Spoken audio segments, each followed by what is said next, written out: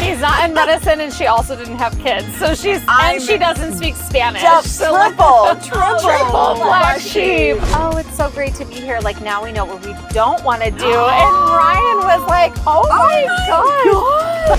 Oh, no babies for me.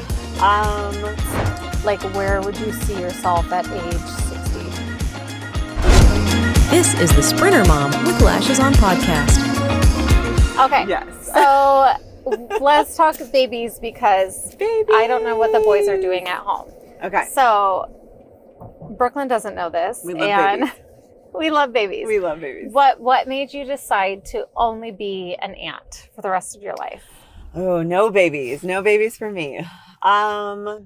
So I just want to say it's something that like you don't just wake up with and all of a sudden you don't want kids. Like you plan it out. At least I did. I would like to think that like a lot of the people who make the decision not to have children, it's not like it's a thought process, you know? So I wanted, you know, a certain lifestyle for myself.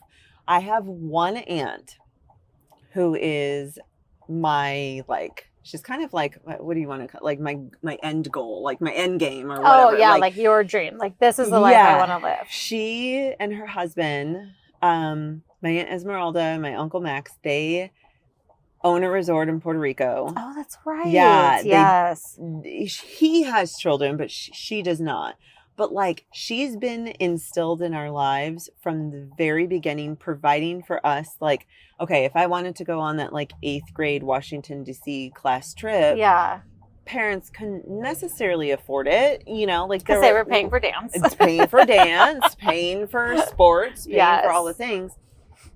And it was just nice that like my aunt was able to like come through, you know, and because, and, you know, for multiple reasons, but when we graduated high school, when we graduated college, when we, you know, and we go visit her and them, and it's incredible. And so in the back of my mind, I'm always like, wow, like she's doing it different. Like, you don't have to get married to have kids. Like, you could have a whole nother life. Like, they own a business, they do this. So she really opened up my eyes with that. Like, you don't have to fall in line, basically. Yeah. I come from a very huge Hispanic family, Catholic family. Danny comes from a Catholic. So no birth control allowed. Yeah, exactly. Technically. Yeah. Danny comes from an Irish, Italian, and Catholic family. So it's almost expected. Everyone does. Everyone gets married, has kids.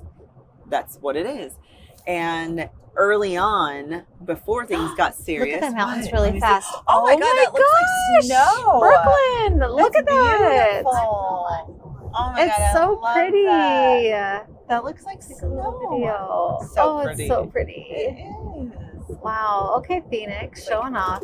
Falling over. Okay, so Danny had the same background. Danny had the same, minus the Hispanic. But he was Italian. Yeah. And you better open that fast, girlfriend, and you're smacking.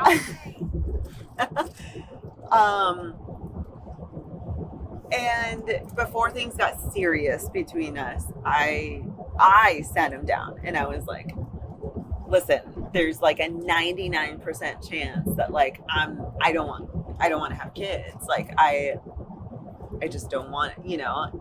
If this is a deal breaker for you, then we need to walk away, because I don't want you living your life trying to convince me otherwise, and I don't want to be the opposite. And thank God he was like, I'm the same way. Like, I never needed, I never wanted. It's just something that like, it's not in me, you know, like it's in other people. It's just not in me. Like, yes, we love children. With our venue now, like we do a breakfast with Santa every year, and 100% of what we bring in, like we don't take any, but 100% what we bring in, it goes to like the St. Peter and Paul Meals Program, and that has a children division that feeds the kids lunches and all that stuff. So like this year we were able to donate over $4,000 to the Meals Program, and we were super excited about that. And so there's other ways, you know, like we have you know, nieces and nephews that we love to spoil. We have travel funds set up for them. So if they want that 8th grade class trip, parents probably could afford it, given what my sister and my brother and I do, but it doesn't have to dip into their funds. It doesn't have for to the dip into their savings or whatever. I want to be able to provide my nieces and nephews to go travel and go see the world, go see the States, go see whatever. That's important to me because that's pretty much what my Aunt Esmeralda did for me, you know. So I took she's a huge inspiration, you know, in my life. Okay. So yeah, but no children for us. We like to be the fun aunt and uncle and just kind of send them on their way. But how did your mom feel about you being like, this is it? Okay. So funny thing is my mom was super cool about it. My mom was super cool, super chill. Danny's parents, super chill. If that's what you want to do, we support you. Yeah. My dad, and me and my dad have a relationship where we like razz each other. Like we kind of have the same sense of humor in a way. Do you think you're kind of besties compared to your brother and sister? Like you and your dad? Like you have a bigger connection? Or it's a different connection? It's a different connection. Okay. Like I think I'm more closer to my mom, but me and my dad have this relationship where we joke and we kind of understand each other.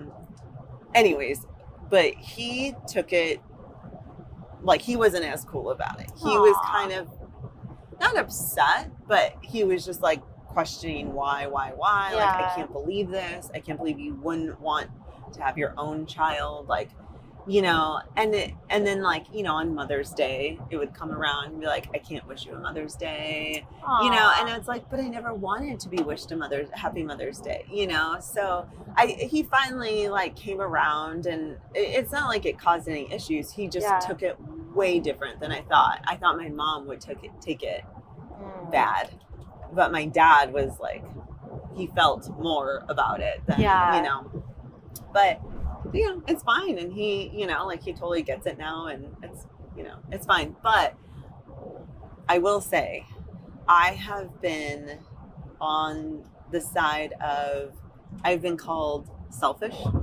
I have been called, or I have been told I'm taking the easy way out by several people. Who says it though? Like family or like other people, friends? A mix. I'll just say that. I don't want to get into names. They know who they are. Okay, royals. It's like the royals. We won't spill the beans. You know. But I've been told that. But I've been told that as a woman. Danny, he gets high-fived. Danny, no question. He's the man. Oh, you don't have kids? You don't want children? Great. Good for you. I get I'm being selfish, and which I respect people's opinion, but I'm not going to apologize for the life I want for me.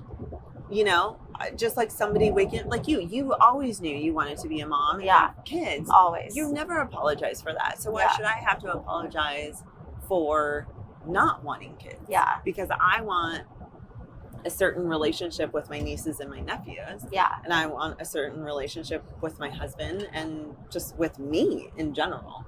So.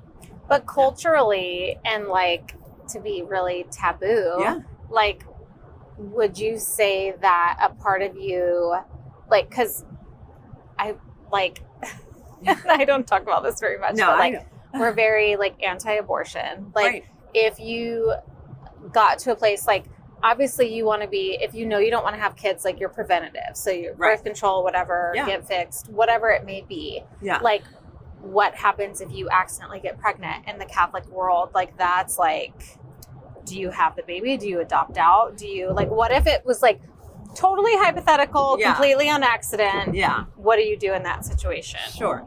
So I will say that Danny did get a vasectomy, you know, while we were living in Chicago. And so that was a long time ago.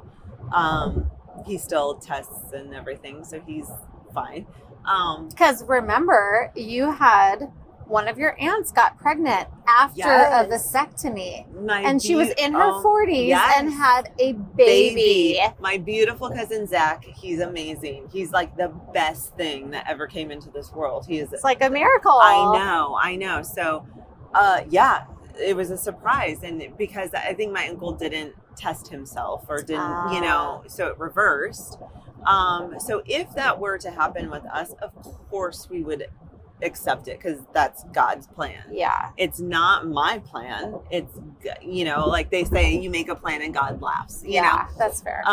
So like if I were to one day end up pregnant, okay. You'd be like, okay, Mother Mary. How did this happen? Yeah. Of course I would accept it and welcome it and say, this is what I'm supposed to be doing. 100%. No question. Because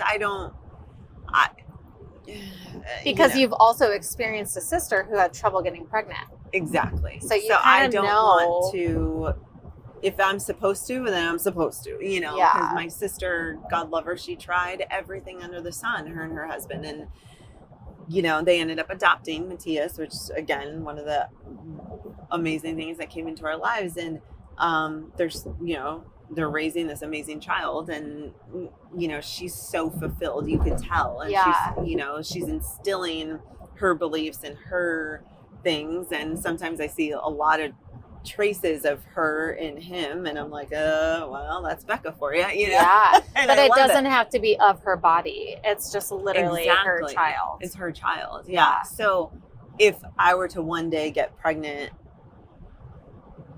relate, like just thinking about my sister, thinking about people who can't get pregnant, like, okay, I'm not going to be that selfish and say absolutely not. Like, no, it's supposed to happen. That's God's way. But you're like, knock on something that it doesn't happen. Right. But you're not like, oh no, we're aborting. This is like done. No way. Never. You're just open to like. Yeah. I even considered too, when my sister was having trouble getting pregnant. That's right. Surrogacy. I forgot about that. Danny and I had a huge conversation and it was one of those things where I'm like, I would give my sister anything, and so if she asked me, I won't offer, but if she ever asked me, 100%, I can't, why would you question it? If my body could take it, if I could do it, if it works, then I'm gonna do it, But also it makes it so complicated for your husband and various other things. Right. But it's a beautiful thing to be able to do. But you also don't even know if you can do it because, Right. So it was one of those things where like, we'll cross that bridge when we get there. But at this point, like, we might not get there. Right. And I told Danny, like, we need to be on the same page in case. So like, that's, again, like we don't just wake up and feel, no kids, or, like you talk about these things. It's your life, I plan for these things, So without having children, but having nieces and nephews in 2 different states, like where would you see yourself at age 60? Oh God, 60. With your venue, do you ever plan on having like more than one venue? Like what does that look like? The goal is just to expand however we see to expand, So but is the Franklin of Soulard, is that in an area where that's a well-known name? Like would it not be the Franklin of Soulard in other places? It would be other names. Correct. Okay. So St. Louis has a lot of different neighborhoods. So the neighborhood we're in is Soulard. Okay. Kind of like Glendale or Peoria or whatever, and where Danny and I live is in Lafayette Square, and so, right. We do off-site catering for a venue that's literally around the corner from us, called 9th Street Abbey. And they're amazing. Love them. That's a cute little place. It's like much smaller, right? No, so that's in the park. Oh, okay. That's in Lafayette Square Park, but 9th Street Abbey is just around the corner from us. And it's a venue, 200 people, I would say max. And we do, so on any given night, we're doing a wedding at our venue plus a wedding at their venue. Yeah. Catering. How many people can you have max? 300. Oh, okay. Yeah. So it's awesome, the relationship we've built with them, and like we're on their catering menu and all that stuff. The little guy in the park, we're still trying to decide how we want to play that. But yeah, we do a lot of like rehearsal dinners, showers, like bridal showers, baby showers, there. So it's smaller. But the goal is to eventually probably have multiple venues, be in multiple kitchens, off-site catering, So yeah, it wherever we see an opportunity, if it makes sense, we'll take it and we'll go for it. We haven't really like mapped out our vision statement, we're working on that. Working on it. I know. We're working on it. But we're both trending in the right direction as far as like we're both on the same page, Would you say, so Danny, who's a trained chef and all that, like, does he create the menus? Yes. Does he do all that? Does he train the people? Like, is he the main chef? Is he actually the chef, or does he just oversee all of it? He oversees all of it. Okay. He writes the menus, and will write most of the recipes. He relies on our executive chef to execute and carry out what Danny envisions. Okay. But he also relies on our executive chef, who's incredible and super talented, to have his input. Danny's like, hey, I can't quite get here with the recipe. You develop this, and let me see where you're at. Kind of like you having a vision for your venue, like for the whole picture of it, but then like bringing in people to say like, hey, how do we really execute this well? Right. And help my brain wrap around it. Exactly. Yep. So Danny's kind of like the brains behind the kitchen. Our executive chef, he executes and like will tweak things and sometimes have better ideas than Danny does. We're very collaborative in our team. We always say like, just because we say it should be a certain way doesn't mean it's the right way. Like you might come up with something else that's better. So let's talk about it. Let's execute. Like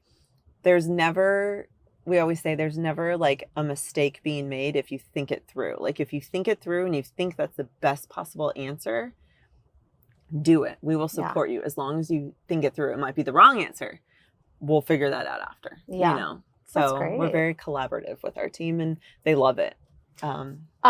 With being 39 years old and business owners, do you have people that are older than you that work for you? No. Like how does that? No, they're all younger. I went from being the youngest female in Chicago working for Garmin and Nokia and whatever to being the oldest.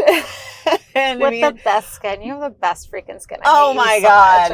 Ridiculous. You just made my day. Thank you. No, I do. It's stupid.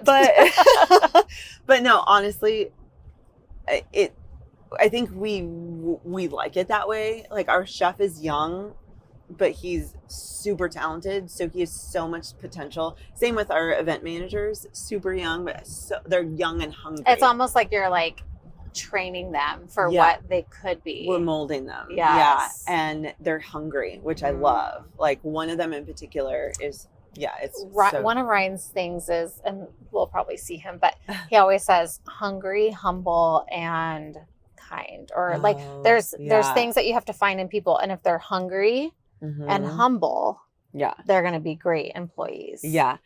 I feel like that's how I was at my old boss. Like I was hungry. I wanted to learn everything because I knew this was our path. Like this is what we're going to do. And you knew you don't know. Right. Yeah. Right. So I wanted to learn everything. I wanted to develop everything with him so I could just like really like get after it with what I did want to do and what I didn't want to do. Like when it was my business, with Danny. So I will never forget someone at our wedding said, he was at our wedding, but they were engaged to get married like a few months later. Yeah. And he was one of like Ryan's fraternity brothers, which go, DU or whatever, Delta Upsilon. And, but he was literally at our wedding. He was like, oh, it's so great to be here. Like now we know what we don't want to do. And Ryan was like, oh my God. But we're like, okay, which is fine, but it's fair. Like you do learn things that you don't want to do, but also don't like tell that to someone. But I just want to say my brother still talks about the potatoes that were served at your wedding. What? He was like, these are the best potatoes I've ever had in my life. What? I'm not kidding. My brother still talks about your potatoes. Sheraton Crescent. Thank you so much, Sheraton Crescent. That's so funny. What a random thing. He still is like, man, those are the best potatoes. My mom's like, well, what were they? I don't remember. I'm like, Mom, like, just, they were good. Thanks. Yeah. Thanks, Mario. Yeah, Mario. Oh my gosh. That's so funny. Ask him for a donation to our nonprofit for our potatoes at the wedding. Yeah. Listen, pharmacist. I know. Director of Rachel, pharmacy. her siblings all became, like, her sister's a doctor in San Diego, like, works with the Olympic team. And her brother's Team like USA. a pharmacist. Yeah, she's Team USA. And her brother's a pharmacist in town and married a doctor. But, like, my brother's the director of pharmacy at whatever hospital. Oh, John C. Lincoln. Like a big freaking deal. So I'm the black sheep of the family. Oh! What? We were just talking about what that meant. So we passed a Jeep coming to get you, and it said, I'm the black Jeep in my family. Oh, how And I laughed, and I was like, oh, Brooklyn, look at the cover of the Jeep.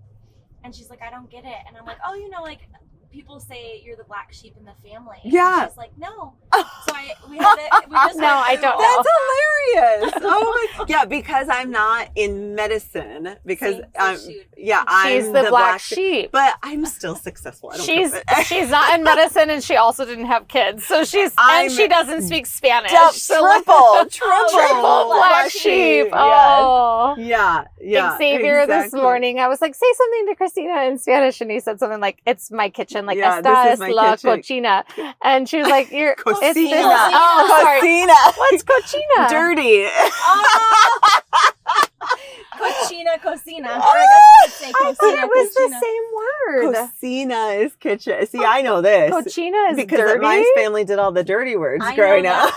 Oh my gosh. That's funny. Anyway, so I was like, cocina, like using it as a word, but it's not a word. It's just a kitchen. But yeah, you are a triple black sheep. I know. I am. And coming from a Catholic family, I mean, I had my work cut out for me with and Danny's family too. Like, oh, no, you can't do any Hail Marys to save yourself at this point. Oh, were you ever interested in medical? Never. She did the weather and traffic reports for a very long time. I'll be That's so interesting. But no, I hated that. So you're like, ¿Dónde está el sol? Venue? El libation? What is Musica? I don't know. You don't even know. Musica. El musica. Thanks for joining us today for the Sprinter Mom with Lashes on podcast. Be sure to like, subscribe, and leave a review. We'll see you next week.